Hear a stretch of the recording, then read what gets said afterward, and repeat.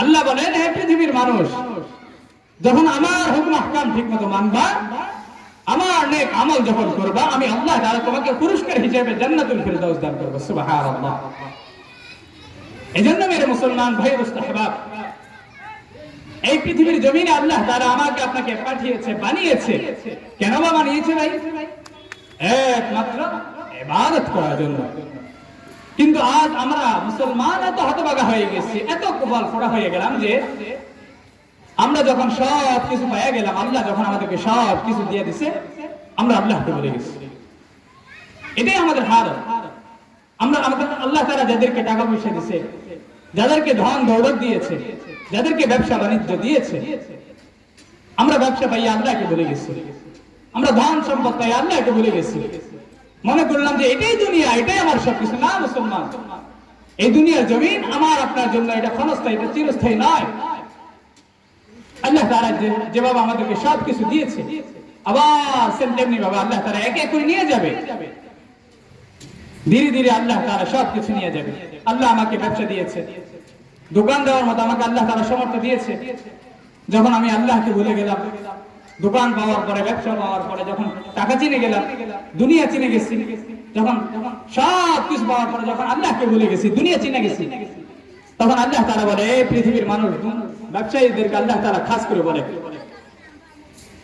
রিজালুন লা তুলহিহিম তিজারাতুন ওয়ালা বাইউন আন যিকরিল্লাহ। আল্লাহ বলেন, এই ব্যবসায়ীরা, রিজালুন লা তুলহিহিম তিজারাতুন ওয়ালা বাইউন আন যিকরিল্লাহ। আল্লাহ বলেন, এই ব্যবসায়ীর দল, আমি আল্লাহ তাআলা তোমাকে ব্যবসায়ী দিলাম, আমি আল্লাহ তাআলা তোমাকে সব দিলাম। ব্যবসা ভাইয়া বান্দা, আমি আল্লাহর জিকির থেকে ভুলে যাও না, আমি আল্লাহ তাআলার জিকির থেকে গাফিল হইও না। আল্লাহ বলেন, রিজালুন লা তুলহিহিম তিজারাতুন ওয়ালা বাইউন আন যিকরিল্লাহ ওয়া ইকামিস সালাহ ওয়া ইতাইজ যাকাত ইয়াখাফুনা ইয়াওমান তাতাকাল্লাবু ফীহিল কুলুব ওয়াল আবসার। রব্বুল আলামিন বলেন, এই ব্যবসায়ীর দল, দুনিয়ার জমিনে এমন কিছু ব্যবসায়ী থাকবে যারা দুনিয়ার জমিনে ব্যবসা পাওয়ার পরেও এরা নামাজ থেকে গাফিল হবে না। 2 নম্বর, এরা যাকাত থেকে গাফিল হবে না। 3 নম্বর, এরা সার হালাতে আমি আল্লাহ তাআলাকে ভয় করবে। ইকামিস সালাহ, 1 নম্বর, এরা আমার হার হালাতে জিকির করবে, হার হালাতে এরা নামাজ আদায় করবে। ওয়া ইকামিস সালাহ ওয়া ইতাইজ যাকাত, 2 নম্বর হলো এরা সব সময় রমজান মাস আসলে বছরের যাকাতগুলো গুনে গুনে আদায় করে দিবে। 3 নম্বর, ইয়াখাফুনা ইয়াওমান তাতাকাল্লাবু ফীহিল কুলুব। দুনিয়ার জমিনে এমন কিছু ব্যবসায়ী থাকবে, এদের ভিতরে হার হালাতে আমি আল্লাহ তাআলার ভয় কাজ করবে।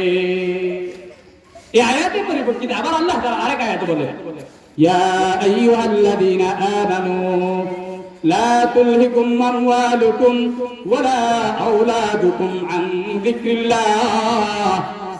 আল্লাহ বলেন, হে ইমানদাররা, আল্লাহ কত সুন্দর করে বলেন, ইয়া আইয়ুহাল্লাযীনা আমানু, হে ইমানদাররা, লা তুলহিকুম আমওয়ালুকুম ওয়ালা আওলাদুকুম আন যিকরিল্লাহ। আল্লাহ বলেন, তোমরা ব্যবসা পাওয়ার পরে, ছেলে সন্তান পাওয়ার পরে, আওলাদ আত্মীয় স্বজন পাওয়ার পরে, মানুষ আমি আল্লাহর থেকে জিকির থেকে গাফিল হইও না। লা তুলহিকুম আমওয়ালুকুম ওয়ালা আওলাদুকুম আন যিকরিল্লাহ। বান্দা, সব কিছু পাওয়ার পর আমি আল্লাহর জিকির থেকে গাফিল হইও না। আজ অনেক মানুষ আছে, অনেক দোকানদার আছে, ব্যবসা পাওয়ার পর আল্লাহর জিকির থেকে গাফিল হয়ে গেছে। অনেক মা বোন আছে, ছেলে সন্তান পাওয়ার পরে, স্বামী পাওয়ার পরে, সংসার পাওয়ার পর আল্লাহর জিকির থেকে গাফিল হয়ে যায়। সংসারের কারণে তাদের নামাজ বাদ চলে যায়, সংসারের কারণে তাদের এভাবে আল্লাহ তাআলার জিকির থেকে গাফিল হয়ে যায়। ছেলে সন্তান পাওয়ার পরে, ছেলে সন্তানের কারণে তারা নামাজ থেকে গাফিল হয়ে যায়, জিকির থেকে গাফিল হয়ে যায়, কোরআন তেলাওয়াত থেকে গাফিল হয়ে যায়, তাসবিহ তাহলিল থেকে গাফিল হয়ে যায়।